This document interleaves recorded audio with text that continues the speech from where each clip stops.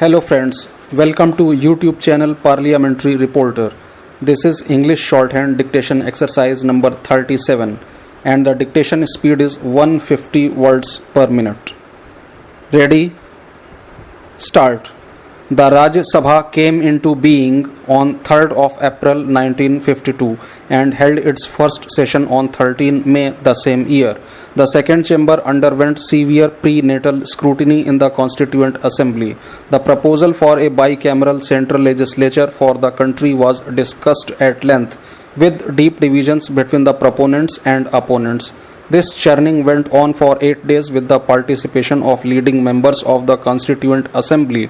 Finally, the Council of States and its mandate emerged from this brainstorming discussion. After 68 years, it is instructive to revisit the debates on the need for a Council of States and its performance since then.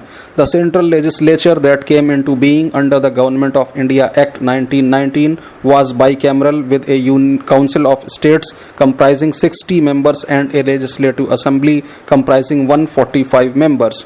The membership and voting norms for the Council of States were so restrictive that only wealthy landowners, merchants, and those with legislative experience could enter it.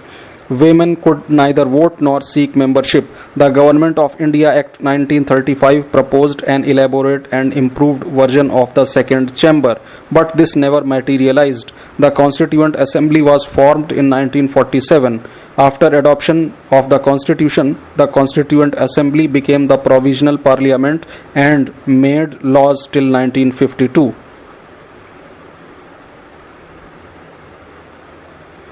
Bicameralism is a principle that requires the consent of two differently constituted chambers of parliament for making or changing laws.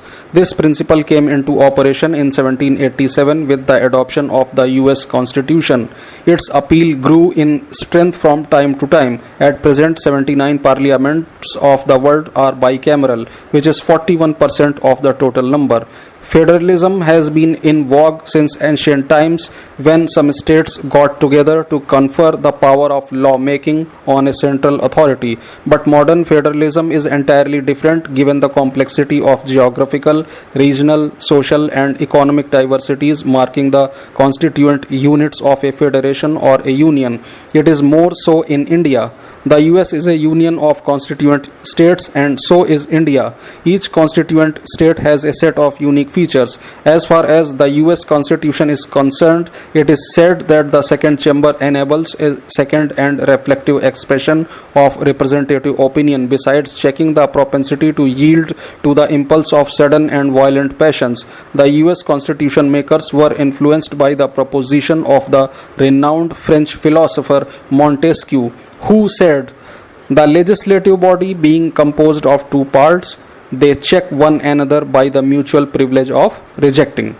They also noted that the retarding chamber will impede minor instances of parliamentary tyranny, although it will not prevent or really impede revolution.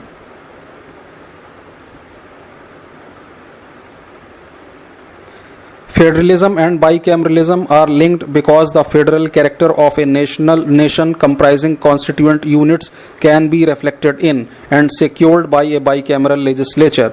Despite being conscious of the huge degree of diversities and attendant inequalities that marked British India and aware of the emergence of independent India as a union of states, the proposal for the Rajya Sabha as a second chamber had no easy sailing in the Constituent Assembly. It was subjected to serious argumentation and had a narrow escape. A member of the Constituent Assembly asserted that an upper house was not essential and viewed it as a creation of imperialism. Another member went further and warned that such a chamber would only prove to be a clog in the wheel of progress of the nation. He said that the need of the hour was quick lawmaking, which the second chamber would obstruct. He was perhaps referring to the role of the House of Lords in the British Parliament, whose powers to veto the expenditure proposed was removed, and its ability to obstruct the laws made by the House of Commons was later severely curtailed in the early 20th century. A third member vehemently opposed parity of powers in lawmaking for the upper house. Proponents of the second chamber felt that it would introduce an element of sobriety and second thought besides lending voice to the constituent units in the legislative scheme of things. They argued that a second chamber would enable the genius of the people to have full play besides checking history legislation. The differences over the need for a second chamber persisted even after adoption of the Constitution of India in 1950. Dr. S. Radhakrishnan, the first chairman of the Rajya Sabha, said that Parliament is not only a legislative body but also a deliberative one, which enables the members to debate major issues of public importance. He said that the role of the upper house is to be a deliberative body besides balancing the fickleness and passion of the elected house. So, what follows from the above discussion is that the house elected directly by the people is susceptible to passions of the movement and electoral considerations. Their imprint on legislation needs to be checked by the second chamber, whose members are expected to be sober, wise, and well informed with domain knowledge. As can be gleaned from the Constituent Assembly debates and the experiences of other parliaments, the mandate of the Rajya Sabha is to revise or delay legislation without proving a clog in the wheel of the progress, to represent the interests of the states as a federal chamber, and be a deliberative body holding high quality debates on important issues.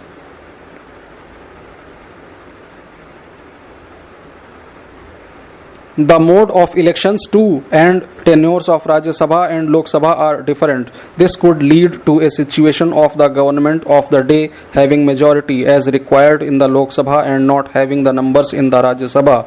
This is what has happened over the years. The opposition has had an upper hand in the Rajya Sabha for 39 of the 68 years in terms of numbers, but this did not adversely impact making of laws. Even though other concerns have emerged, the Rajya Sabha has held 5,472 sittings and passed 3,857 bills till the budget session in 2020, even as it asserted its independence on some occasions. There were 3 joint sittings of both the houses in 1961, 1978 and 2002, when the Rajya Sabha rejected the Dowry Prohibition Bill 1959, the Banking Services Commission Repeal Bill 1997 and the Prevention of Terrorism Bill 2002 respectively.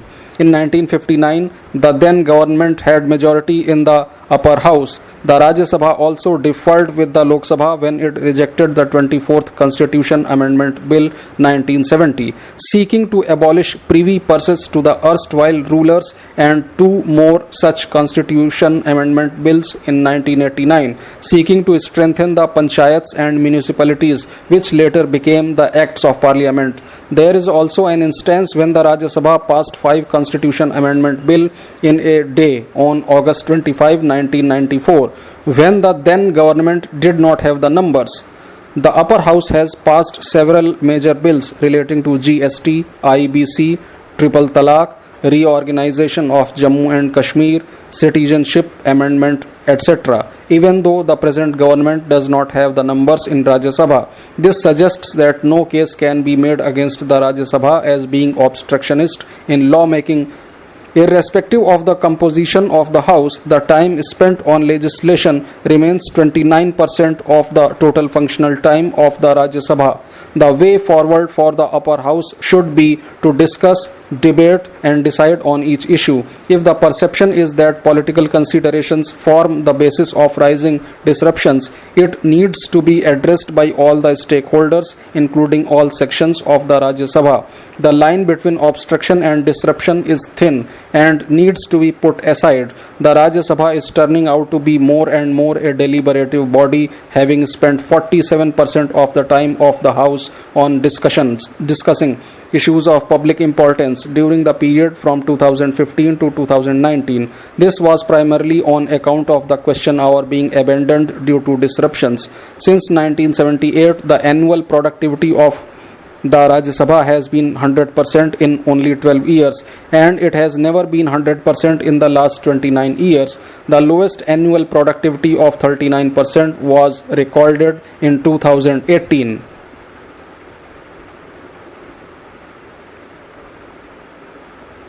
The Supreme Court has failed to discharge a judicial duty it was called upon to perform.